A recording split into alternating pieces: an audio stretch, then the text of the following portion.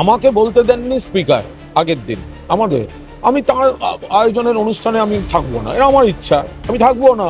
আমার আশাটা আমার কর্তব্যের মধ্যে পড়ে, কিন্তু এটা আমার সিদ্ধান্ত যে আমি ওনাদের কথাটা শুনবো কি শুনবো না।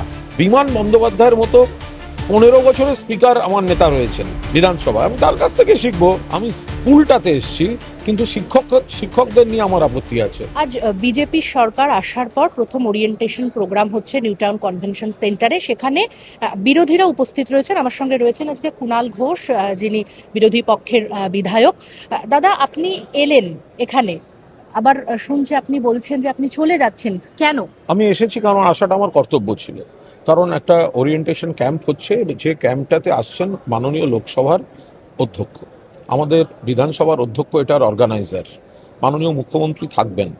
ফলে আমার আশাটা আমার কর্তব্যের মধ্যে পড়ে, কিন্তু এটা আমার সিদ্ধান্ত যে আমি ওনাদের কথাটা শুনবো কি শুনবো না। কারণ লোকসভার অধ্যক্ষকে আমরা সম্মান করি, কিন্তু তিনি যেভাবে তৃণমূলকে ভাগ করার যে খেলাটা চলছে সেটাকে এন্টারটেন করেছেন, সেই গ্রুপটিকে যেভাবে এন্টারটেন করেছেন, সেটা আমার নিরপেক্ষ বলে মনে হয়নি। তাদের তো সাংসদ পদ চলে যাওয়ার কথা।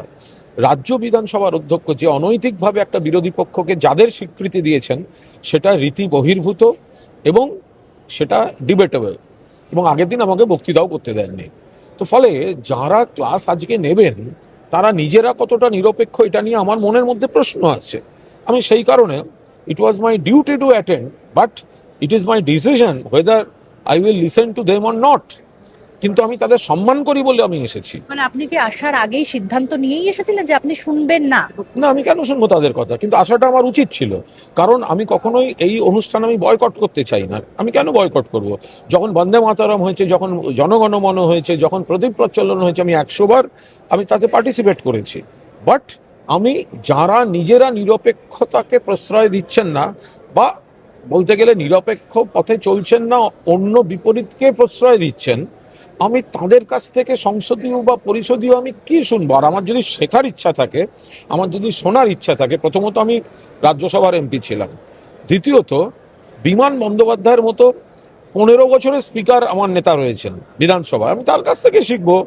আমার যে পরিষদীয় টেকনিক্যালিটিস যা জানা দরকার, আমি বিমান বন্দ্যোপাধ্যায়ের কাছ থেকে শিখবো, আমি ওনাদের কাছ থেকে কেন শিখবো? কিন্তু বিজেপির মন্ত্রী, সরকারের যারা মন্ত্রী রয়েছেন, তারা বলছেন যে এই ধরনের প্রোগ্রাম তো এই মানে আগে কখনো দেখা যায়নি। এই ধরনের প্রোগ্রাম যারা শেখাচ্ছেন, আমার তাদের কাছ থেকে শিখতে আপত্তি আছে। আমি স্কুলটাতে এসেছি, কিন্তু শিক্ষকদের নিয়ে আমার আপত্তি আছে। আমি জানতেন দাদা যে শিক্ষক এনআরআই, তাহলে আপনি যোগ দিলেন কিন্তু বেরিয়ে যাচ্ছেন। তার কারণ হচ্ছে আমি ইভেন্টটাকে বয়কট করতে চাইনি। ইভেন্ট আমি কেন বয়কট করব, যেখানে বিধায়করা বন্দে মাতরম গাইবেন, জনগণমন গাইবেন, আমি সেখানে আমি কেন বয়কট করব? বয়কট এবং ওয়াকআউটের মধ্যে তফাৎ আছে। আমার মানে একদম ডিমার্কেশন লাইন আছে। আমি তো বয়কট, এই ধরনের অনুষ্ঠান হওয়া উচিত এবং যথাযোগ্য লোকরা যথাযোগ্য ভূমিকায় থেকে হওয়া উচিত। ফলে এই ধরনের প্রোগ্রাম যেহেতু হওয়া উচিত বলে আমি মনে করি, আমি তাই এসেছি। 15 বছরে তো আপনাদের সরকার কখনো এই ধরনের প্রোগ্রাম করেনি, এই ধরনের এবং সেখানে প্রোগ্রামে বিরোধীরাও কখনো যোগ দেয়নি। এই ধরনের প্রোগ্রামের মানে উপযোগিতা কি কি আছে এই ধরনের? কারণ আমাদের বিধানসভাতেই যারা সিনিয়ররা আছেন তারাই এগুলো শিখিয়ে দিতে পারে। আমি দেখবো কজন এটা মেনে তারপর কাজ করেন। এখানে বসতে ভাল লাগবে, আসতে ভাল লাগবে, এটা থেকে উপকৃত হয়ে কজন কাজ করবেন, অধিকাংশটা জানেন, আর নতুনদেরকে বড়রা গাইড করে দেবেন।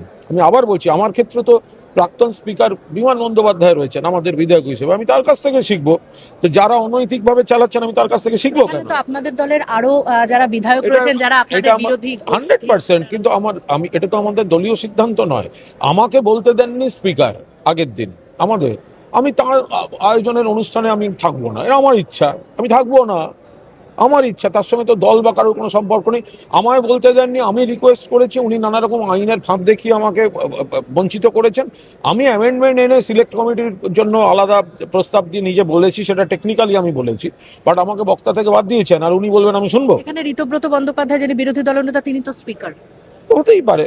তা এই জন্যই তো ওনারা পোষা বিরোধী দলনেতা রাখবে বলেই তো চাটন ঋতকে করেছে, যে পোষা বিরোধী দলনেতা রাখবেই বলেই তো ধর্ষণে অভিযুক্ত একজনকে দল বদলু, সিপিএম এর থেকে লাত খাওয়া, তৃণমূল থেকে লাত খাওয়া একজন, এক্সপেলড একজন, তো তাকে করেছে তো ওনার যাতে সুবিধা হয়, তো করছে। সে নিয়ে আমি কি করব?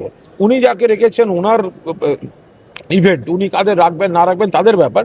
আমি ইভেন্ট আমার কাছে পছন্দের, এই ধরনের অনুষ্ঠান হওয়া উচিত, আমি এসেছি, কিন্তু এদের বক্তব্য আমি শুনবো না। একদমই অনেক ধন্যবাদ। কুণাল দা আমার সঙ্গে ছিলেন।